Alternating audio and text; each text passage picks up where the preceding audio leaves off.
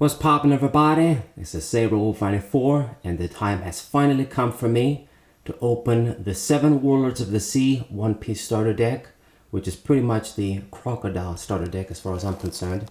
It's got this excellent manga artwork for Crocodile, my favorite character, and it's on the leader card too. So really nice. Been meaning to get one of these for quite some time, but it was hell, just like when Digimon came out. It was difficult to get the first set of products. So we got the card list on the back right here. Like with other starter decks, they make sure the best cards, they only put 2 of them and then they put the rest in play sets. So you kind of have to get the starter deck 2 times, sort of like what Yu-Gi-Oh used to do. I mean, with Yu-Gi-Oh you had to buy a structure deck 3 times if you wanted to get all the cards, like get the triple pantheism of the monarchs and stuff like that. But anyway, I took out the stickers like I always do, the stickers on top that seal the product, put them at the bottom. And yeah, this is structure deck 3. First one was for Monkey D. Luffy, the Straw Hats, and then the second one I think was either Kaido or the Worst Generation, one of those two. But they came out with 4 starter decks at once, which is kind of crazy. Yeah. So this is a slightly... The layout is a bit more difficult to access than the Digimon starter deck, although they are similar. But I guess it's because there's more things. So, let's see. What do we get? So we do get a little manual. Nothing else here. Let's put you over here. So this is the little manual. I don't think it's going to be anything comprehensive. Actually works as a mat. The leader, stage card, and then the back. Okay, it sort of explains, I guess, the rules. I mean, the base rules for One Piece aren't that complicated. Although you can get confused if you use some other TCGs. They do some strange stuff where same attack, both characters don't die. It's the attacking creature that wins character anyway. So a lot of cards, but it's because there's the dons too. So we slide the little thing.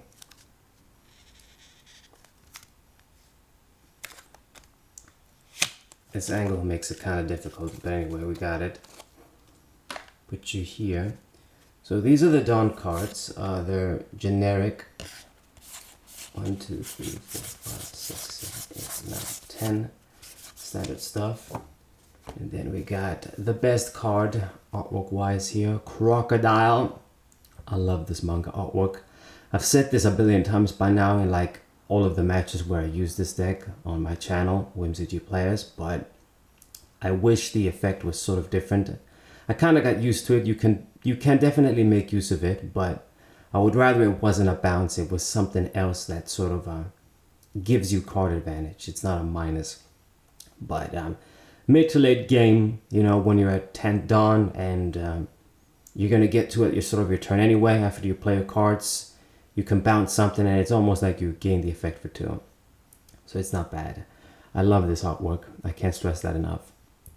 So... cards like these are good. There's some other ones that are not that cool. But anyway.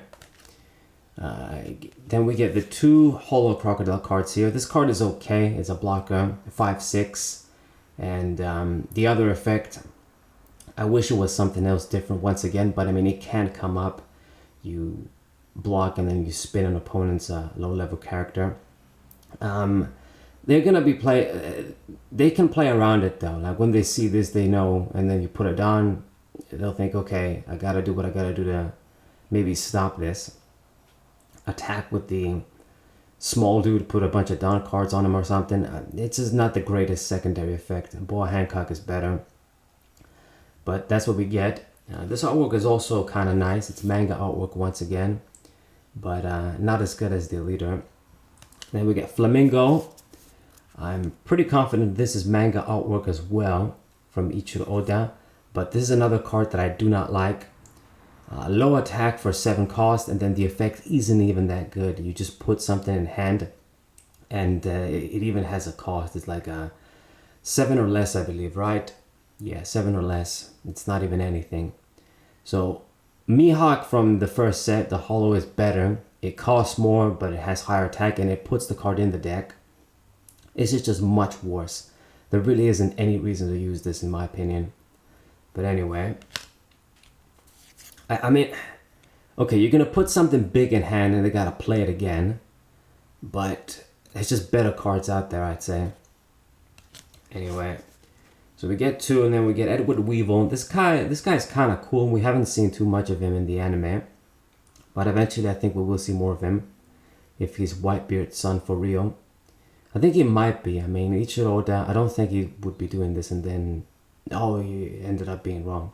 So this guy is going to be the biological son of Whitebeard, maybe. He's a 3/5 if you think of, you know, yellow Big Mom Pirates and what they got for 3. Like Perospero, he's pretty much a floater, and he gets a free trigger summon too, that you just gotta discard a card. Just much better cards. And then we got Gecko Moria. This is the strongest card in the deck, no doubt. The artwork sucks. It's anime artwork for Moria, and it's not really a good angle. They just zoomed on his face. That's it. This is from when he was at the Whitebeard arc, sort of standing guard. But besides the sort of generic artwork, the effect is very good. This is your +1, grab something from the discard pile, graveyard, whatever, trash. And for the 7 Warlords of the Sea, I mean, it's your guy to get card advantage. And the stats are standard too. I mean, it's not like he has bad stats, like the Searcher Kuma and stuff. I mean, 4, 5k, it's really good. So we just get 2 of this guy, unfortunately. And same for the Mihawk here. This is your counter guy. I never want to play this guy down. I don't really care about the discard and draw effect. But he's a good in-hand card as a counter 2000 and just something you can grab back with Moria. So they only put 2 of this guy too, of course. Then we got Jinbei, 7 Warlords of the Sea with weak stats, 4000, 2. He's okay, I guess. I mean, you can put a Dawn and he can do stuff, but don't really run him. Get a playset of that. And then this dude, I don't even remember what it does. It must be something with the Pacifistas, but I don't run him. Yeah, I think you may rest the specified numbers of Dawn, play up 1 Pacifista from your deck. So it's a summon from the deck. I mean, maybe it's not bad, but I didn't really use him. And then this guy, Trafalgar Law, this is a bad card in my opinion. It's your 1 cost 1000 blocker, but he should have had a counter effect. He just should have had it. There's other cards for this cost that just do so much, and for a little bit higher cost and blockers, they just accomplish more. If you don't see him like early game, he's not going to be that good. And then the thing is with these little blockers is that there's so many cards that just destroy cards with low stats easily. So I never really wanted to run him. 4 of him. And then Bartholomew Kuma. Okay, this is a character, almost like a spell card, an option card. So this is the dude that, look at the top 2 cards of your deck, return them. Yeah, you arrange the stuff, but that's it. He is a trigger card though, but not a very good one in my eyes. Alright, then we got Buggy, your 1 3k. This isn't very good artwork either, we're just zooming on his face. That's it, we get a playset, then we get Pacifista. So this is something that I do use with the Kuma, that when it dies as a blocker, you can play a Pacifista from your hand for free. So that's a good trade-off. It's almost like a +1. Even if it's from the hand, it's a free summon. And then we'll get Boa Hancock. This is the good trigger for this deck. Is a 3 is 1k, but she's a blocker.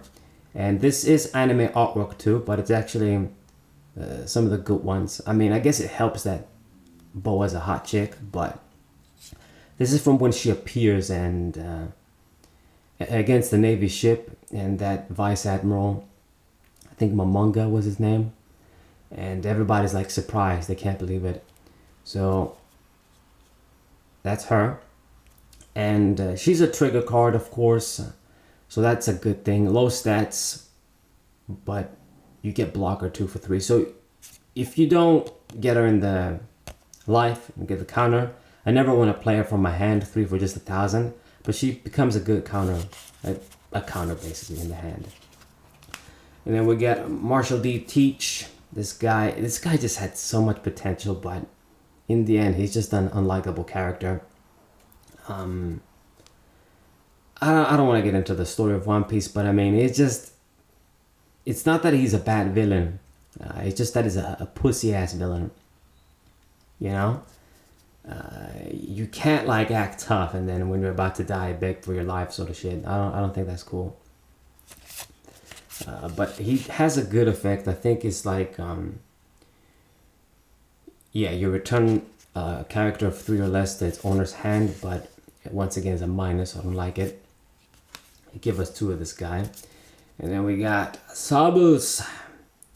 I believe return 1 character, with 7 or less to the hand. So, I don't like this too much once again. It's like a stronger version of the leader's Crocodile effect.